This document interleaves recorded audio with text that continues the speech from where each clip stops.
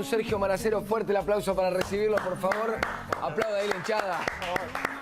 Bueno, Sergio, un clima ideal para poder hablar de estos temas. Vamos a seguir investigando cómo funciona nuestra mente, cómo funcionan nuestras emociones y cómo podemos ser gestores de nuestras emociones. Tal cual, sí. Hoy se me ocurrió que vamos a hablar un poco sobre asertividad, ¿no? Una palabra que no es muy... Asertividad. Asertividad, de hecho es una palabra que ni siquiera está en el diccionario, ¿no? No es una palabra muy conocida, pero cuando hablamos de asertividad hablamos de expresarnos, ¿no? Asertivo. Exactamente. ¿Con H, con C? No, con A. Con A y con S. Exactamente, con A y con S. La asertividad tiene que ver cómo expreso lo que a mí me pasa, ¿no? Lo que quiero decir, siendo ecológico con el otro. Siendo ecológico con el otro también es cuidar un poco al otro, ¿no? Bien. Y para poder aprender, yo siempre digo que primero tenemos que, de alguna manera, autoevaluarnos a nosotros mismos qué tipo de respuesta damos cuando conversamos, ¿no? Y siempre que hablamos de asertividad, hablamos de dos tipos de respuestas, ¿no? Y quiero ser claro con esto porque muchas veces se lo confunde con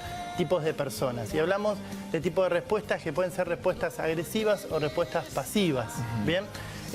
Un poco para que la gente en la casa se identifique con cuál de estos dos tipos de respuestas se ve más identificado, valga la redundancia, ¿no?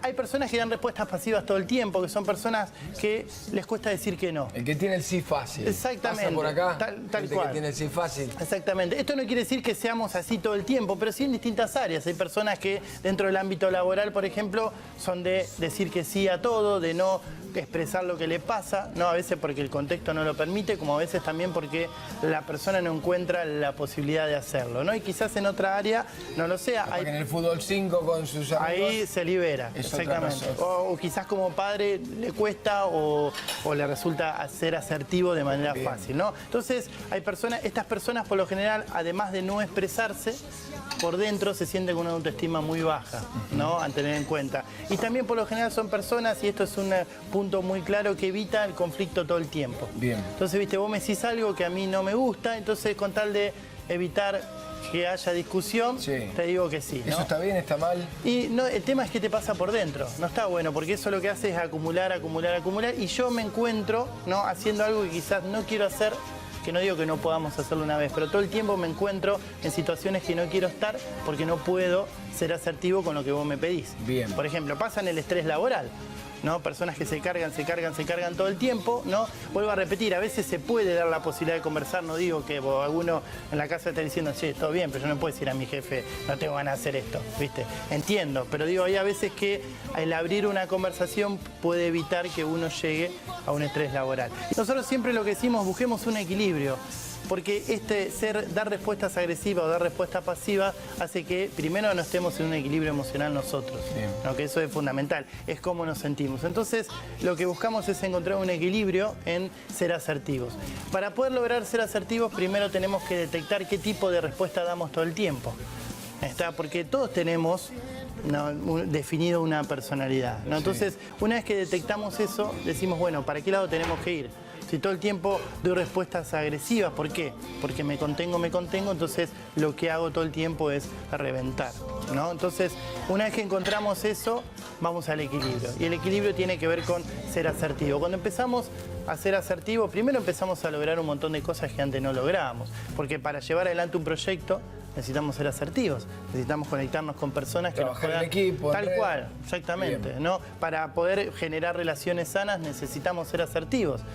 ¿Viste esas personas que dicen yo digo lo que pienso? Que está bastante de moda. Sí. Eso, ¿no? Las redes, bueno, yo digo lo que yo pienso. Que durante mucho tiempo la gente se contuvo demasiado y ahora es como que larga. Tal cual. Más. Lo que pasa es que tampoco, yo siempre digo, no es que vos decís lo que pensás todo el tiempo, sino que uno podés gestionar tu emoción. Sí, tampoco hay que decir todo, ¿no? Tal cual. O hay que decirlo, no estoy diciendo que hay que mentir, pero hay que decirlo siempre cuidando al otro. Sí. De alguna manera, ¿no? Porque cuidando al otro cuidamos la relación y la relación nos pertenece. Uno por ahí al responder se cuida más uno y no tiene en cuenta cómo le puede afectar al otro. Exactamente. Esto sería la asertividad. ¿Y cuántas relaciones se rompen, no? Por distintas ideologías. Y esto tiene que ver por no respetar la idea del otro, la ideología del otro. La manera de ser asertiva siempre es primero entendiendo que el otro puede tener una creencia diferente a la mía y que eso no tiene que ver que es mi verdad, sino que es una manera de ver las cosas. Entonces desde ahí aparece la asertividad. Está bueno también en un día como hoy, donde tenemos la visita de distintos credos que vienen a mostrar esta asertividad, esta forma de respetar y de cuidar al otro, seguramente en cada uno de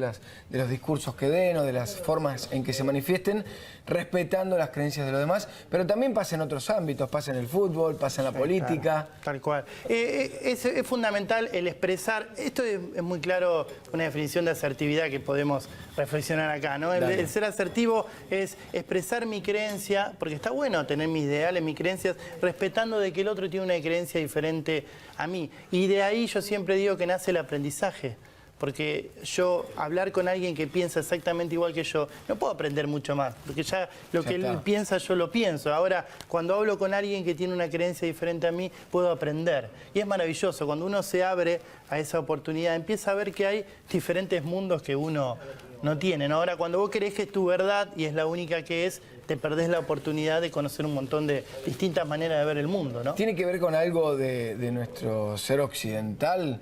En Oriente es distinto, en Oriente se respetan más los tiempos o se busca... Tengo entendido que cuando están en una conversación se espera que el otro largue lo mejor de sí para poder aprender de eso. Bueno, son tendencias que van llegando, pero lo nuestro más tano, más de...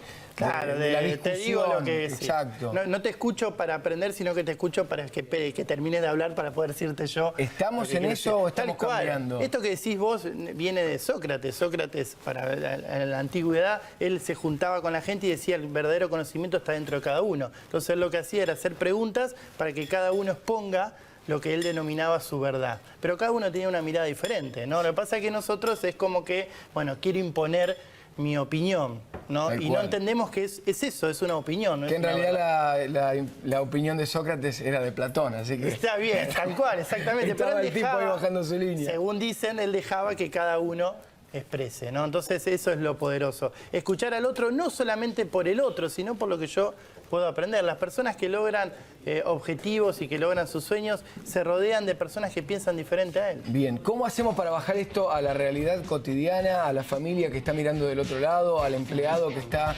harto de su patrón o aquel que, bueno, tiene que lidiar también con sus empleados? O en situaciones de la vida cotidiana de las que no se puede escapar? ¿Cómo hacemos para llevar a la práctica la asertividad? Bueno, lo más poderoso y a veces también complejo es la pausa. No, hacer la pausa antes de quedarme callado por no corresponder o querer contestarte, ser agresivo, ser pasivo, hacer una pausa, ¿no? Y observar la situación, decimos nosotros. Luego, ver qué emoción nos genera eso. Siempre decimos que las emociones nos pertenecen. Entonces, si yo me enojo, lo que vos me decís, esa emoción me pertenece a mí. Analizar de por qué me pasa eso, ¿no? Y luego plantear cuál es mi necesidad. Y hay algo que hay que tener muy en cuenta, y esto es algo que a las personas siempre nos pasa. Hacemos responsable al otro de nuestra necesidad.